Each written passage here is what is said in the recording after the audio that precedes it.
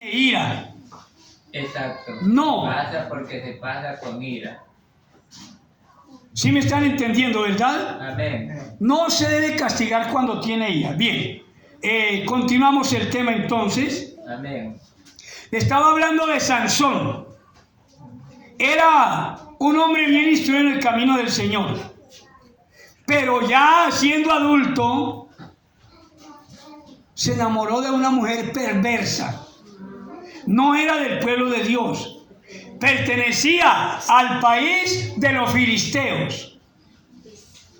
Y se enamoró de ella. ¿Y sabe qué hizo Sansón? Se enamoró tanto, pero tanto se enamoró de ella, que ella comenzó a conquistarle. Porque Sansón era el oprobio para los filisteos.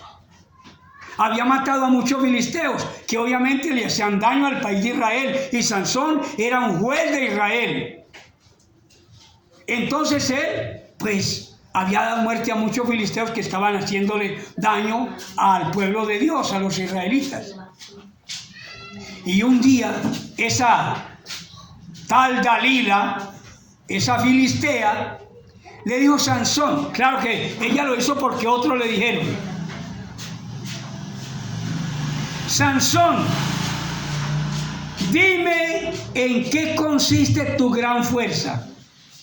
Y él le mencionó unas 3 cosas, y todavía él seguía con su misma fuerza. ¿Qué pasó? Y de pronto, ella le dijo: tú no me amas. Dices que me amas y no me has declarado en qué consiste tu gran fuerza. Porque siempre que hacía lo que él decía, ella llamaba a los filisteos. Y él se levantó inmediatamente y tome. Pues tenían que huir porque él era un hombre con poderes sobrenaturales. Es decir, dador de Dios. Y ese día le dijo: ya sabe qué, cuando yo nací, mis padres hicieron voto, y yo hice voto también al Señor, que jamás me cortaría el cabello, que nunca bebería ningún tipo de licor,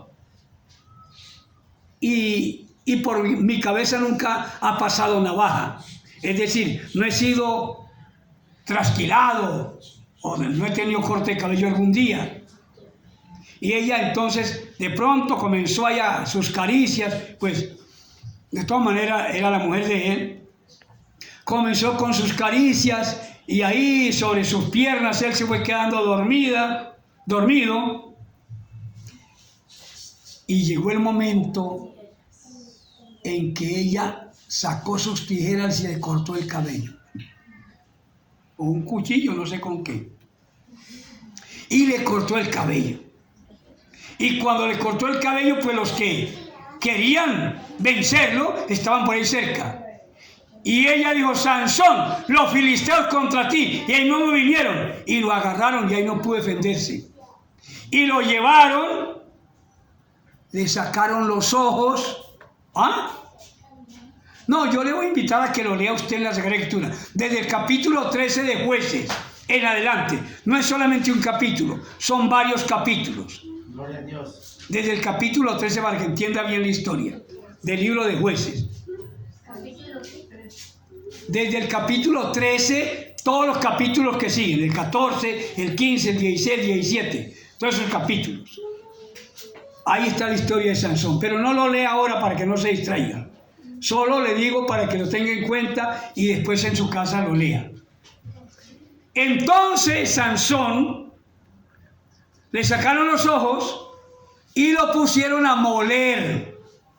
Vea, yo no sé cómo le llamarán aquí.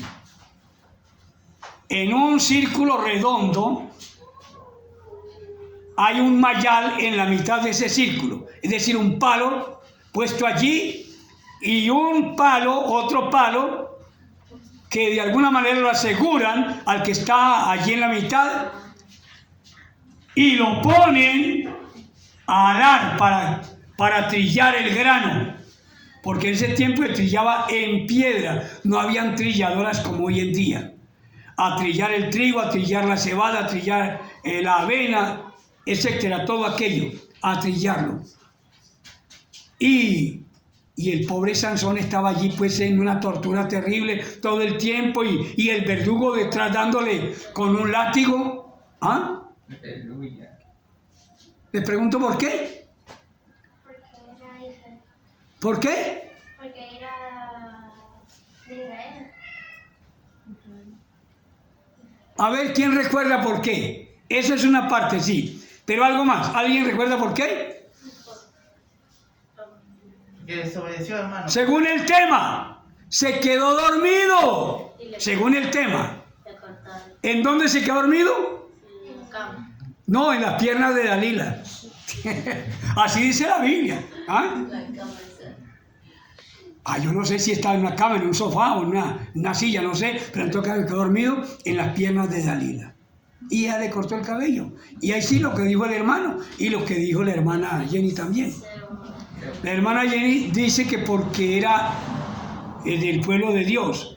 Y el hermano dice por desobediencia. Y efectivamente todo eso tiene que ver. Porque realmente hubo falta de temor de Dios. Él no tenía que haber descubierto, mejor dicho. Voy a decir algo primero para poder decir lo que estaba diciendo. La fuerza de él no estaba en el pelo. No estaba en el cabello. Si en el cabello estuviera la fuerza, diríamos por ejemplo la hermana Jennifer, vea la hermana también, una cabellera larga, bien bonita. Me imagino, no, pues corran porque una fuerza como la que pueden tener ella. No es así. No es el pelo el que le produce la fuerza. Era, ahí sí lo que dijo el hermano Darwin, la obediencia a Dios. Pero el día que él se obedeció, ese día Dios lo abandonó. ¿Qué fue lo que pasó? Lo abandonó. Dios lo abandonó. Y cuando Dios lo abandonó, el hombre quedó sin fuerza. Porque la fuerza no era de él. Era de Dios, correcto. Amén. Bien. Quiero que abramos la Biblia, ya voy terminando. Génesis, el primer libro de la Biblia, capítulo 15, verso 10 al 12. Génesis, capítulo 15, versículo 10. Ahí vamos a ver un acontecimiento de otro hombre llamado por Dios. Versículo 10, capítulo 15, versículo 10. Venga, hermana Jennifer, ayúdeme usted en la lectura. En Génesis capítulo 15, versículo 10 al 12. Y tomó él todo esto y los partió por la mitad y puso cada mitad una enfrente de la otra. Y más no partió las aves, y descendían aves de rapiña sobre los cuerpos muertos, y Abraham las ahuyentaba. Mas a la caída del sol sobrecogió el sueño a Abraham, y aquí el temor de una grande oscuridad cayó sobre él. Muy bien, gracias hermana Jennifer. Si se dieron cuenta, se dio un acontecimiento debido a que Abraham se durmió. ¿Alguien recuerda en la lectura qué pasó cuando él se durmió? En el versículo 12, la parte final. Dice un gran temor de una grande oscuridad. Oiga, ¿a quién le gusta la oscuridad? La oscuridad no es buena, en la oscuridad hay mucho peligro.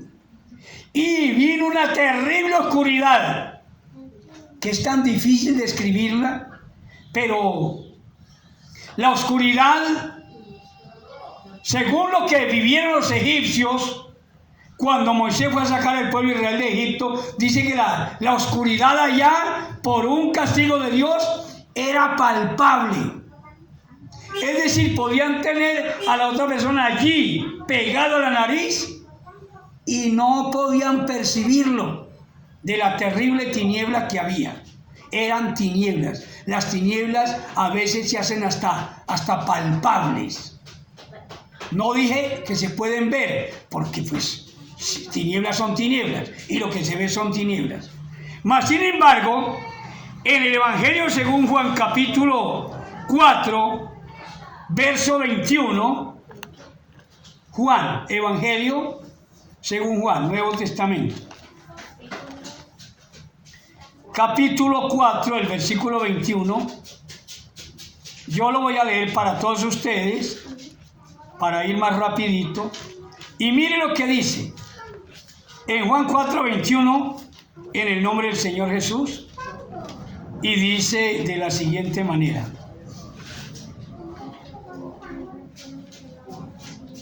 Jesús le dijo: mujer, créeme que la hora viene cuando ni en este monte ni en Jerusalén adoraréis al Padre.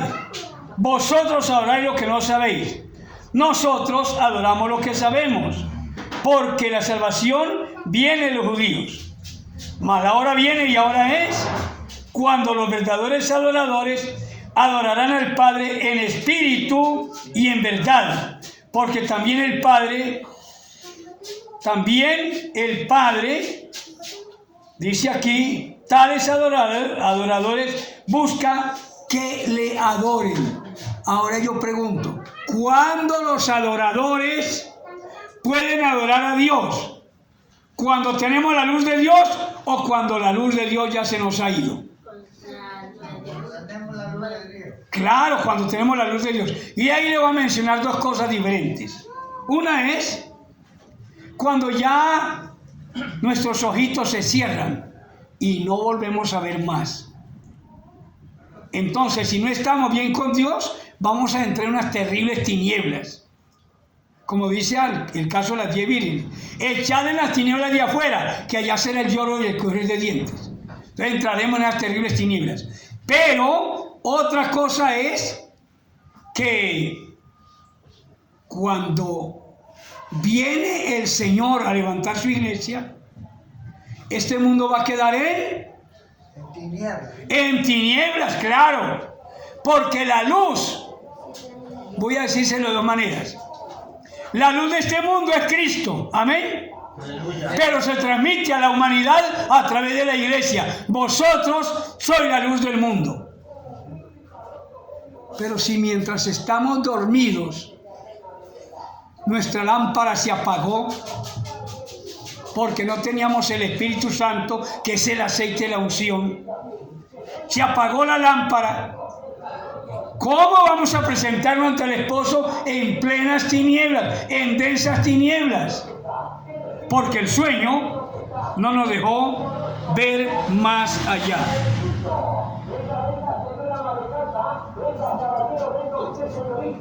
Y le presento el último ejemplo de la Sagrada Escritura, cuando Saúl, el gran rey de Israel, iba persiguiendo a David. Le cogió odio a David, que era un muchacho que solo le había hecho mucho bien. Entre otras, había vencido al filisteo llamado Goliat. Y aparte de todo eso, había estado David entonando el arpa, cantando salmos, porque un espíritu maligno atormentaba al rey Saúl. Y el canto de los salmos ahuyentaba a ese demonio. Y entonces David huía porque Saúl lo perseguía para matarlo. Y un día estaba con su ejército por allá en una montaña. Y David, desde allá de la parte alta de la montaña, lo vio con su ejército allá abajo. Y le dijo a un compañero suyo: vamos, están dormidos todos, vamos. Y mientras Saúl y todos los demás dormían, David, que pudiera haberse vengado, es decir, haberle quitado la vida a Saúl, no, ni permitió que a su compañero lo hiciera. ¿Sabe qué hizo? cogió la lanza de David que estaba clavada ahí al lado de la cabeza de él. Ahí había puesto la lanza que si se despierta el peligro, coge su lanza inmediatamente. Y una vasija con agua, una jarra con agua, tenía allí el rey. Y David se llevó el agua y se llevó la lanza. Y desde arriba del cerro gritó al general del ejército: ¡Mira! ¡Se han quedado dormidos! ¡Estuve ahí! ¡Mira!